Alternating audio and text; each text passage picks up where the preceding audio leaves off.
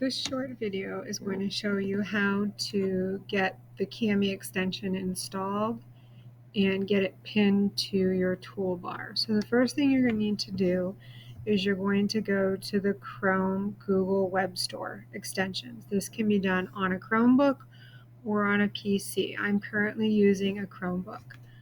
So once you get to the Chrome Web Store, you are just going to search for Kami. It should be the first one that comes up. It is blue, Kami extension, PDF, and document annotation. Going to click it. You are going to add it to Chrome. You want to add the extension. And then once the extension is there, you're going to come up to the right-hand corner here and you're going to click the puzzle piece. This is where all your extensions live. And you can see if there is a blue pin, that means it's a pinned extension. So like my Bitmoji is pinned to my browser.